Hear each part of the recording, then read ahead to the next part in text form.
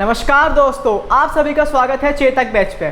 कल हमने 10th class का फर्स्ट चैप्टर स्टार्ट किया था जिसमें हमने देखा था केमिकल रिएक्शन क्या होती है और केमिकल इक्वेशन क्या होती है। और आज हम पढ़ने जा रहे हैं बैलेंस ऑफ केमिकल इक्वेशन,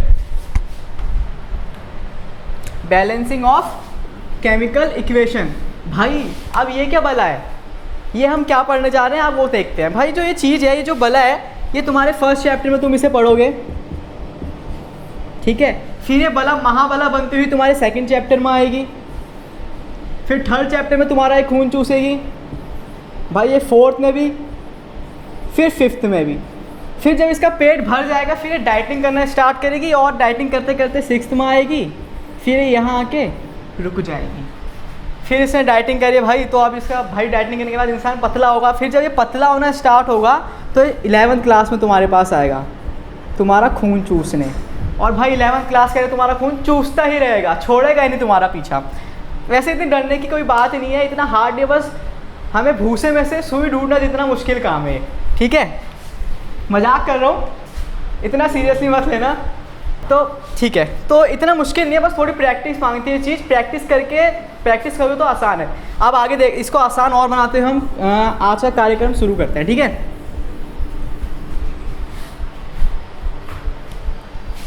भाई बैलेंसिंग ऑफ केमिकल इक्वेशन में क्या करते हैं, हमें जो LHS होता है उसे RHS के इक्वल करना होता है। क्या करना होता है, LHS को RHS के इक्वल करना होता है। लेकिन भाई LHS को RHS के इक्वल तो करना है, पर ऐसी क्या चीज़ है जिसे हम इक्वल करेंगे। अब ऐसे तो नहीं कि हमने LHS इक्वल टू RHS लिख दिया तो हमारी इक्वेशन क्या हो गई, बैलेंस हो गई, नहीं होगी। तो ऐसी क्या चीज़ है जो हम बैलेंस करेंगे यहाँ पे, वो क्या होती है हमारा मास। क्या होता है, मास। अब देखो हम सब मार्केट गए हैं, सब ने कभी सब्जी खरीदे, कभी किसी ने फ्रूट्स खरीदे, तो क्या होता है, अब जैसे मान लो कि तुमने 2 kg सब्जी ली है, 2 kg तुमने कोई सी भी सब्जी ली है, तो क्या होगा, अब तुम जब 2 kg सब्जी लेते हो तो तुम्हारा जो फ्रूट सेलर होता है, जो भी जिससे तुम ले रहे हो, तो वो क्या करता है, एक तरफ तो उसने सब्जी रखी 2 kg, क्या वो इस तरफ 1 kg का वेट रखता है, नहीं रखता। क्या वो इस तरफ 3 kg का वेट रखता है, नहीं रखता। अगर तुम 2 kg ले तो वेट कितना रखेगा, 2 kg ही रखेगा। तो ये बैलेंस करने के लिए हमें कितना चाहिए, उसके इक्वली मास चाहिए। तो यहाँ पे भी हमें क्या करना होता है, मास को इक्वल करना होता है। अब वो देखते हैं कैसे करते हैं, ठीक है।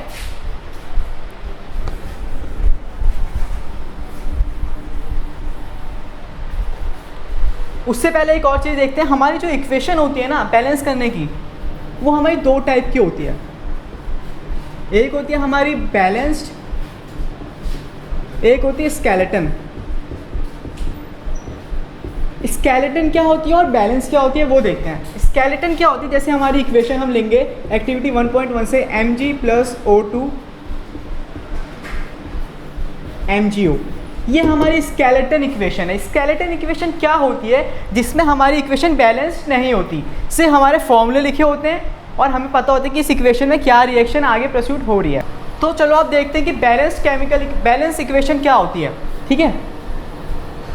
जैसे हम इसी इक्वेशन का एग्जांपल लेंगे Mg + O2 = MgO, ठीक है। तो देखो क्या है, हमारा रिएक्टेंट साइड में Mg कितने हैं हमारे पास, 1, क्योंकि इसका आगे कुछ नहीं मतलब 1 है, जिसके आगे कोई नहीं होता उसके आगे भगवान मतलब 1, ठीक है। तो O2 कितने हैं हमारे, 2 हैं, ठीक है। फिर आप देखते हैं इस साइड कितने MgO कितने O है, Mg कितने हैं इस साइड, 1 है, चलो बैलेंस है। ऑक्सीजन कितने हैं, 1 है, ठीक है। लेकिन आप देखो इस साइड Mg 1 था, इस साइड भी Mg 1 है, मतलब तुमने अगर 1 किलो तुमने सब्जी लिया है तो तुमने वेट कितने किलो का डाला है, 1 kg का ही वेट डाला, तो क्या है, बैलेंस है। लेकिन इस साइड क्या, हमारा ऑक्सीजन 2 थे, लेकिन यहाँ पे ऑक्सीजन कितनी है, सिर्फ 1, तो हमारा ऑक्सीजन क्या है, बैलेंस नहीं है। अब ऑक्सीजन को बैलेंस करने के लिए हम क्या करेंगे, इस साइड इंटू में 2 करेंगे, क्योंकि हमें 2 चाहिए, 2 1 = 2। अब जो हमने इंटू में 2 करा भैया, वो 2 हम लिखेंगे कहाँ, यहाँ यहाँ यहाँ या यहाँ।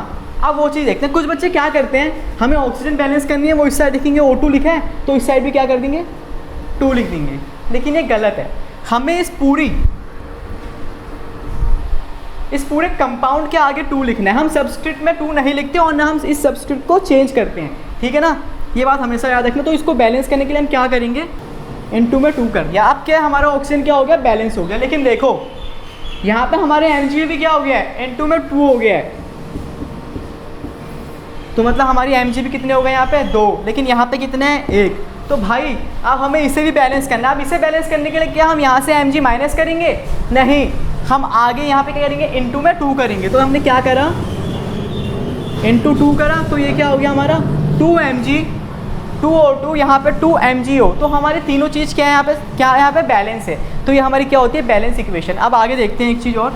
अब यहाँ पे एक चीज़ और आती है कि भाई हम ये बैलेंस तो कर रहे हैं, लेकिन हम कर क्यों रहे हैं ऐसे हमें इसकी ज़रूरत क्या पड़ी कि हमें इक्वेशन को बैलेंस करना पड़ रहा है। ठीक है, तो यार हम एक लॉ होता है जिससे हमें इसे बैलेंस करना ज़रूरी है। वो लॉ क्या है हमारा, लॉ ऑफ कंजर्वेशन ऑफ मास। एक चीज़ मेरी याद रखना, तुम्हारे आई क्लास में काम आएगी, 11th क्लास में जाओगे या आगे जब चैप्टर पढ़ोगे 10th क्लास में फिजिक्स में, तो क्या होगा, जहाँ पे भी तुम्हारा कंजर्वेशन वर्ड लग जाएगा, जहाँ भी तुमने देख लेंगे कि जैसे तुम्हारा मास की जगह वेट हो सकता है या एनर्जी हो सकती है, जहाँ पे भी कंजर्वेशन लग गया वहाँ तुम्हें एक चीज़ याद रखें कि ना ही हम उसको बना सकते हैं, ना ही हम उसको डिस्ट्रॉय कर सकते हैं।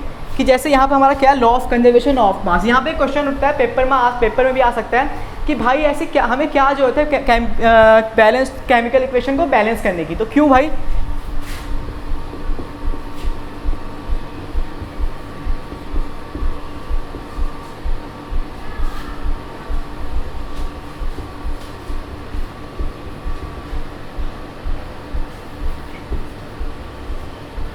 क्यों करना है हमें बैलेंस केमिकल इक्वेशन? क्योंकि लॉ ऑफ कंजर्वेशन ऑफ मास।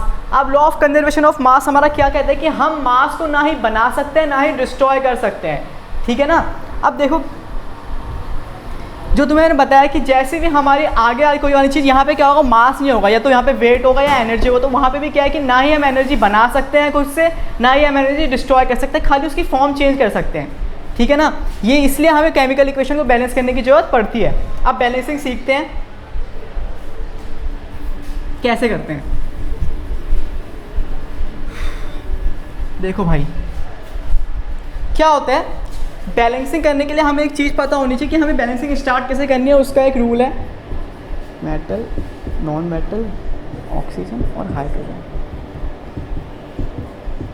जब भी हमें कोई इक्वेशन मिलेगी अनबैलेंस्ड होगी जो, अगर हम उसे बैलेंस करेंगे तो क्या करते हैं, सबसे पहले हमें मेटल को बैलेंस करना होता है। हमें पूरी इक्वेशन में देखना पड़ेगा कि भाई हमारे पास मेटल क्या है। सबसे पहले हम मेटल बैलेंस करते हैं, मेटल बैलेंस हुआ, फिर करेंगे नॉन मेटल को बैलेंस। पूरी इक्वेशन में देख रहे हैं कि हम नॉन मेटल क्या है, हमने नॉन मेटल बैलेंस करा।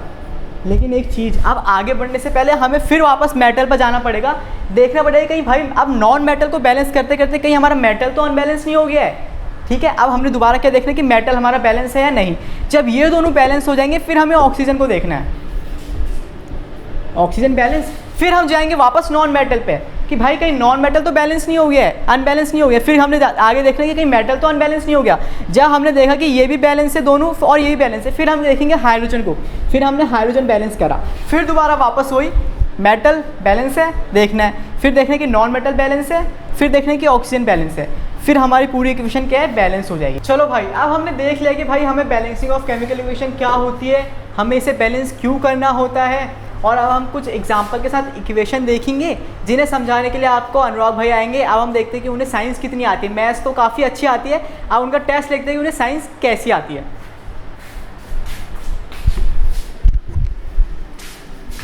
बहुत बहुत धन्यवाद अक्षय तिवारी भैया जी। अभी अक्षय भैया ने आप लोगों को बैलेंस इक्वेशन के बारे में बताया। अब क्योंकि साइंस मेरी थोड़ी सी ढीली है, साइंस में थोड़ा अपना माया थोड़ा सा ढीला है, क्योंकि मुझे साइंस थोड़ी कम आती है, लेकिन मैं उनके वीडियोस को देखकर सीख रहा था कि वो किस तरह से बता रहे हैं और थोड़ा बहुत मुझे पता चला कि बैलेंस केमिकल इक्वेशन क्या होती है। तो सर ने एक इक्वेशन आपके सामने लिखी हुई है जिसको बैलेंस करने का टास्क मुझे दिया गया है, और क्योंकि मैंने थोड़ी देर पहले इसको देख लिया था कि इसको कैसे बैलेंस करना है, तो दोस्तों एक बार मैं इसको एक्सप्लेन करना चाहूँगा कि Mg + O2 और इनसे हमारा जो प्रोडक्ट बना MgO। Law of conservation of मास, द्रव्यमान संरक्षण का नियम क्या कहता है कि भैया किसी भी रिएक्शन को करने से पहले जितने भी रिएक्टेंट्स थे उनका जो मास था, बाद में जो प्रोडक्ट बना और उनका जो मास है, टोटल जो मास होगा वो इक्वल रहता है।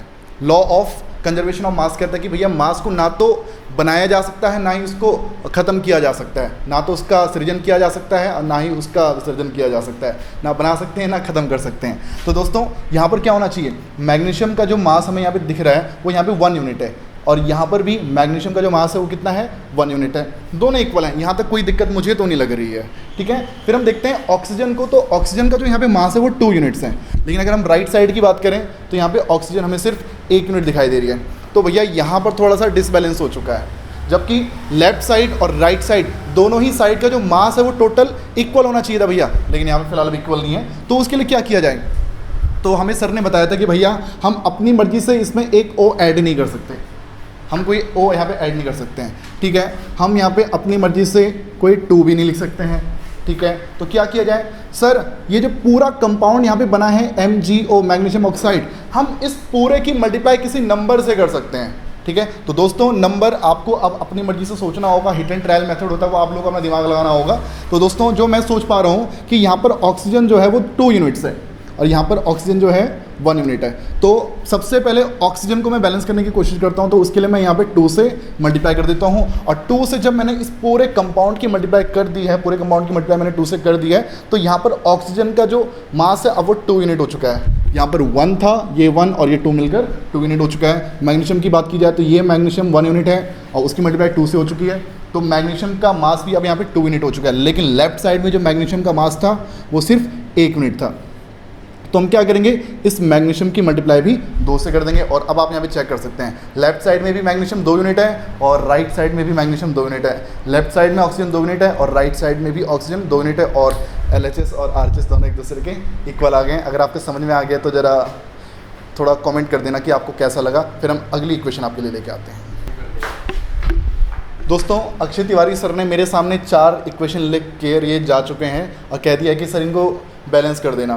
तो दोस्तों देखते हैं मुझे कितना आया है, कुछ अगर गलती करूँगा तो एक बार कमेंट कर देना कि सर मैं गलती कर रहा हूँ। ठीक है, तो देखिएगा दोस्तों, CO2 और हमारे पास जो प्रोडक्ट बना है वो हमारे लिए CO है और हमें इस केमिकल रिएक्शन को बैलेंस करना है। तो दोस्तों जैसे कि बताया गया, लेफ्ट साइड में जो भी एलिमेंट्स का जो मास है, राइट साइड में भी मास उतना ही रहना चाहिए, मास में कोई भी चेंज नहीं आना चाहिए दोस्तों। तो ठीक है, ओके, यहाँ पर आप देख सकते हैं C के साथ में 1 यूनिट मास, राइट साइड में कार्बन C के साथ 1 यूनिट मास है। तो ठीक है, कार्बन तो भैया दोनों में इक्वल है, लेफ्ट साइड में भी और राइट साइड में भी। लेकिन अगर मैं बात करूँ ऑक्सीजन की, तो ऑक्सीजन जो है लेफ्ट साइड में 2 यूनिट है और राइट साइड में 1 यूनिट है।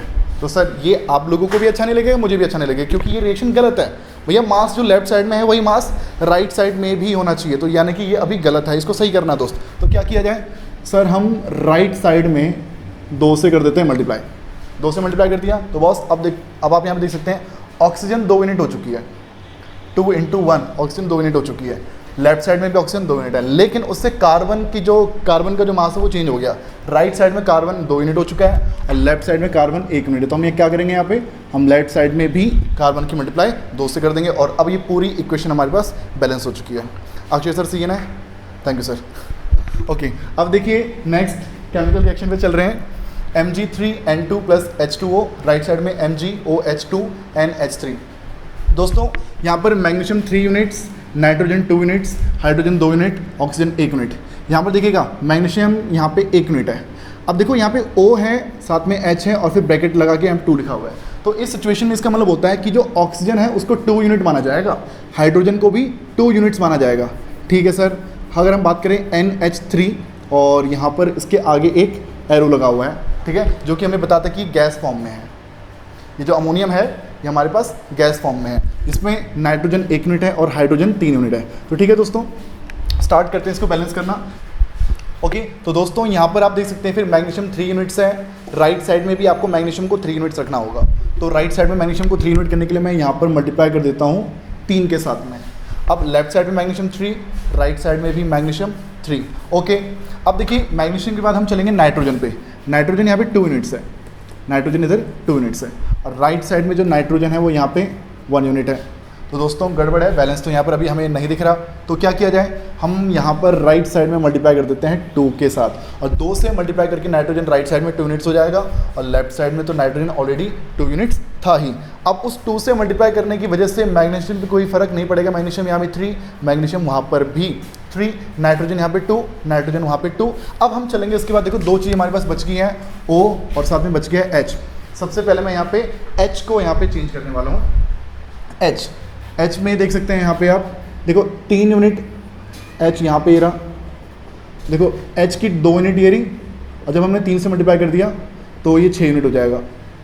H की ऑलरेडी यहाँ पे 2 यूनिट हैं और उसकी मल्टीप्लाई जब आप 3 से करेंगे तो यानी वो H हमारे पास 6 बन चुका होगा। तो 3 और 2 6 और साथ में 2 और 3 6। राइट साइड में टोटल जो हमारे पास हाइड्रोजन है वो 12 यूनिट्स है दोस्तों। दोबारा देखिएगा, हाइड्रोजन की यहाँ पे 2 यूनिट और 3 से मल्टीप्लाई करेंगे तो 6 यूनिट्स। राइट साइड में हाइड्रोजन की 3 यूनिट्स, 2 से मल्टीप्लाई करेंगे तो 6 यूनिट्स। तो टोटल जो हाइड्रोजन हमारे पास है वो 12 यूनिट हो चुका है। लेकिन अगर लेफ्ट साइड में अगर बात की जाए तो हाइड्रोजन यहाँ पे 2 यूनिट्स ओनली, हाइड्रोजन यहाँ पे 2 यूनिट्स है। तो दोस्तों यहाँ पे 6 से मल्टीप्लाई कर देते हैं और 6 से मल्टीप्लाई करके ये हाइड्रोजन यहाँ पे टोटल हमारे पास 12 यूनिट हो चुका है। और राइट साइड में भी हाइड्रोजन 3 और 2 6 और 2 3 6 हाइड्रोजन ऑलरेडी 12 यूनिट था। तो दोस्तों अब हमने हाइड्रोजन को भी बैलेंस कर दिया है। अब हमारे पास रह चुका है ऑक्सीजन। ऑक्सीजन की अगर बात की जाए तो ऑक्सीजन यहाँ पे 1 यूनिट है, 6 × 1 6 यूनिट ऑक्सीजन हमारे पास है। राइट साइड की बात की जाए ऑक्सीजन यहाँ पे 2 यूनिट्स है, 2 × 3 तो ये भी हमारे पास 6 यूनिट्स ऑलरेडी इक्वल हो चुका है। और ये केमिकल रिएक्शन हमने बैलेंस कर दिया है। अक्षय सर प्लीज़ एक बार चेक कर लो, कोई गलती है इसमें? आई थिंक मैं थोड़ी सी गलती करने वाला था बीच में एक बार, है ना? ओके, उसके लिए माफ़ी चाहता हूँ। ओके, तो दोस्तों ये क्वेश्चन हमने बैलेंस कर दी है। और उसके बाद अब हम चल रहे हैं नेक्स्ट केमिकल रिएक्शन पे। यहाँ पे C हमें दे रखा है 4 यूनिट, ऑक्सीजन है 1 यूनिट, N है 1, हाइड्रोजन 3, C है 4, N है 2, H है 2, O है 1। ओके, सबसे पहले हम लोग चल रहे हैं कार्बन पे। C यहाँ पे ऑलरेडी यहाँ पे 4 यूनिट है, राइट साइड में भी 4 यूनिट से कोई टेंशन वाली बात नहीं है, ठीक है। फिर चल रहे हैं नाइट्रोजन पे। नाइट्रोजन लेफ्ट साइड में 1 है और राइट साइड में 2 है, ठीक है सर। तो इक्वल करने के लिए भैया लेफ्ट साइड में मल्टीप्लाई कर देते हैं 2 के साथ में। 2 से मल्टीप्लाई कर देंगे तो नाइट्रोजन 2 यूनिट्स आ चुका है और राइट साइड में तो नाइट्रोजन ऑलरेडी 2 यूनिट्स है। तो ठीक है बॉस, ये इक्वल हो चुका है। कार्बन पे कोई फ़र्क नहीं पड़ा, नाइट्रोजन हमारा इक्वल हो चुका है। अब रह गया हाइड्रोजन एंड ऑक्सीजन। तो सबसे पहले मैं हाइड्रोजन को बैलेंस कर रहा हूँ। तो H यहाँ पे 3 और साथ में ये 2, तो 3 × 2 हाइड्रोजन लेफ्ट साइड में है 6 यूनिट्स, तो राइट साइड में भी 6 होना चाहिए, जबकि यहाँ पे लिखा हुआ है 2। हाइड्रोजन यहाँ पे सिर्फ 2 यूनिट्स है। तो इसको 6 करने के लिए मैं यहाँ पे 3 से कर देता हूँ मल्टीप्लाई। 3 से मल्टीप्लाई कर दिया तो दोस्तों लेफ्ट साइड में भी हाइड्रोजन 6 यूनिट्स और राइट साइड में भी हाइड्रोजन 6 यूनिट्स। ओके दोस्तों, अब देखो हाइड्रोजन से मल्टीप्लाई करने के बाद जो मेटल पार्ट है बेटा उन पे कुछ C पे, नाइट्रोजन पे, उन पे कुछ फ़र्क पड़ा या नहीं पड़ा, हम उसको भी एक बार दोबारा से चेक कर लेंगे। कार्बन अब यहाँ पे 4 है, राइट साइड में 4 है। नाइट्रोजन यहाँ पे 2 है, राइट साइड में भी 2 है। हाइड्रोजन यहाँ पे 6 है, राइट साइड में भी 6 है। अब हमारे पास ओनली रह चुका है ऑक्सीजन। और ऑक्सीजन आप यहाँ पे देख सकते हैं, यहाँ पे ऑक्सीजन 1 यूनिट है दोस्तों और राइट साइड में ऑक्सीजन यहाँ पे 3 यूनिट है दोस्तों। तो बॉस अभी ऑक्सीजन को बैलेंस करना पड़ेगा। तो उसके लिए क्या किया जाए? राइट साइड में ऑक्सीजन क्योंकि 3 यूनिट था तो आप एक काम कीजिए, लेफ्ट साइड में यहाँ पे 3 से कर दीजिए मल्टीप्लाई। आपने लेफ्ट साइड में 3 से मल्टीप्लाई किया तो ऑक्सीजन तो आपका चलो ठीक है, ऑक्सीजन 3 यूनिट हो गया, लेकिन इस 3 से मल्टीप्लाई करने की वजह से आपका कार्बन चेंज हो गया। कार्बन जो कि यहाँ पे 4 और इंटू 3 करेंगे तो 12 बन जाएगा और राइट साइड में कार्बन यहाँ पे 4 है। तो दोस्तों आपको यहाँ पर भी 3 से मल्टीप्लाई करना पड़ेगा। और अब आप यहाँ पे चेक कर सकते हैं, कार्बन 12, ऑक्सीजन 3, ऑक्सीजन वहाँ पे 3, नाइट्रोजन यहाँ पे 2, नाइट्रोजन यहाँ पे 2, हाइड्रोजन यहाँ पे 6 और यहाँ पे हाइड्रोजन इधर आ चुका है 6। तो मैं मान के चल रहा हूँ दोस्तों ये मैंने सही से समझाया आप लोगों को। सर प्लीज़ चेक कर लीजिए, ठीक है Akshay sir, thank you so much. Okay, उसके बाद दोस्तों हम चलते हैं Na3PO4 + KOH NaOH K3PO4। दोस्तों यहाँ पे Na3 है, सोडियम 3 है, यहाँ पे Na1 है। ओके, P यहाँ पर 1 यूनिट है, P यहाँ पर 1 यूनिट है। ऑक्सीजन यहाँ पे 4 और 1 5, ऑक्सीजन यहाँ पे 4 और 1 5 ऑलरेडी ठीक है। और अगर बात की जाए हाइड्रोजन की, हाइड्रोजन यहाँ पे 1 है, हाइड्रोजन यहाँ पर भी 1 है और हमें दोनों साइड बैलेंस करनी है दोस्तों। तो बैलेंस करने के लिए हम सबसे पहले चल रहे हैं सोडियम के पास। सोडियम जो कि यहाँ पे 3 यूनिट था और राइट साइड में 3 यूनिट था, तो हम राइट साइड में मल्टीप्लाई कर देते हैं 3 से। 3 से मल्टीप्लाई कर दिया दोस्तों, तो यहाँ पे सोडियम आ चुका है 3 और राइट साइड में भी सोडियम आ चुका है 3। ओके, सोडियम के बाद बेटा हम चल रहे हैं यहाँ पे पी के पास। पी की अगर बात की जाए तो पी यहाँ पे 1 है, राइट साइड में भी पी 1 है, ठीक है। पी ऑलरेडी बैलेंस है, पी के साथ कोई दिक्कत यहाँ पे नहीं है। फिर हम इसके बाद चल रहे हैं के पास। के यहाँ पे 3 यूनिट है दोस्तों और के यहाँ पे 1 यूनिट है दोस्तों, 1 यूनिट। और यहाँ पर के है अपना 3 यूनिट्स। तो बैलेंस करने के लिए यहाँ पे 3 से मल्टीप्लाई कर देना चाहिए।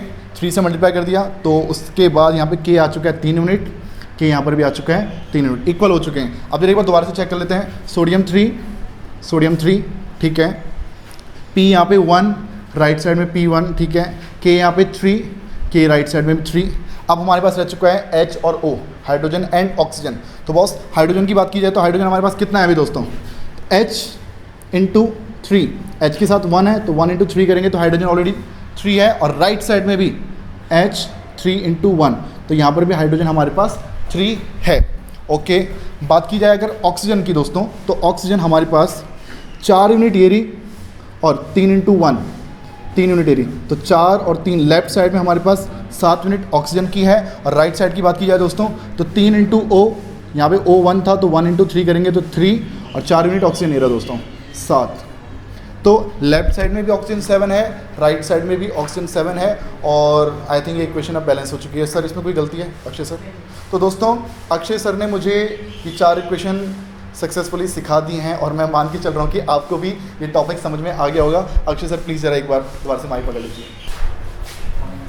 तो ठीक है दोस्तों, अभी अनुराग भैया ने आपको रिएक्शन समझाई, उन्हें भी समझ आ गई और उन्होंने आपको भी समझा दिया। तो ये सिर्फ हमारा बैलेंसिंग ऑफ केमिकल इक्वेशन का एक ओवरव्यू था।